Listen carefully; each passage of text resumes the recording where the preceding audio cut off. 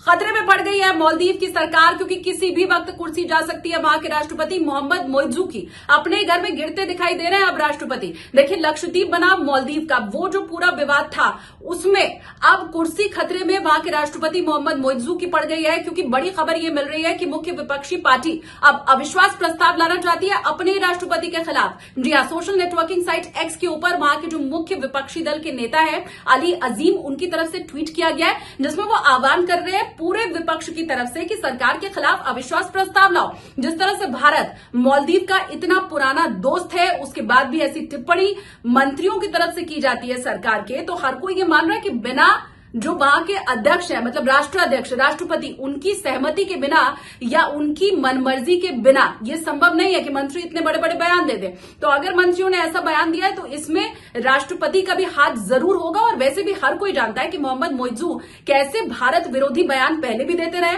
ऐसे ही बयानों के बल पर उनको राष्ट्रपति की कुर्सी भी मिली है। तो अब जबकि एक बार फिर से उनके एक नहीं, दो नहीं, तीन मंत्रियों की तरफ से भारत और प्रधानमंत्री नरेंद्र मोदी के खिलाफ टिप्पणी की गई है, तो पूरा देश अब विरोध में अपनी ही सरकार के खड़ा हो गया है। और ऐसे में मालदीव की जो मौजूदा सरकार है वो गिर सकती है, किसी भी वक्त गिर सकती है। सिर्फ विपक्ष कब अविश्वास प्रस्ताव लेकर के आएगा, अब उसी की बात है। देखिए, प्रधानमंत्री नरेंद्र मोदी की तरफ से लक्षद्वीप की जो फोटो ट्वीट की गई थी, जो वीडियो शेयर किया गया था, उसमें कहीं भी कंपैरिजन नहीं था मालदीव बनाम लक्षद्वीप का। वो तो बस आह्वान कर रहे थे अपने देश के लोगों से कि लक्षद्वीप के पास असीम सौंदर्य है, तो वहां लक्षद्वीप आप जरूर जाएं, एक बार वहां के जितने भी एडवेंचरस एक्टिविटी हैं उनका आप आनंद जरूर लीजिए। लेकिन इन सब के बीच मिर्ची लग गई इन तस्वीरों को देखकर, इन वीडियो को देखकर मालदीव के मंत्रियों को, और उनकी तरफ से जो बयान सामने आया, अपने पैर पर कुल्हाड़ी मारने वाला वो हो गया।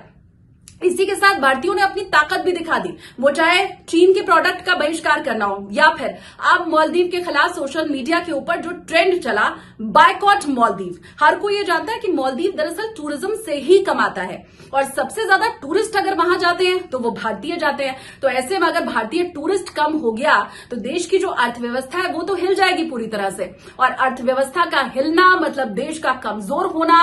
और अगर ऐसा हुआ तो इसमें सबसे बड़ा रोल होगा वहां के राष्ट्रपति का, मौजूदा राष्ट्रपति मोहम्मद मोइज्जू का, जिन्हें अभी हाल ही में कुर्सी मिली है। तो वो कहते हैं ना, सिर मुंडाते ही ओले पड़ना, यही काम लगभग राष्ट्रपति मोहम्मद मोइज्जू के साथ हो गया।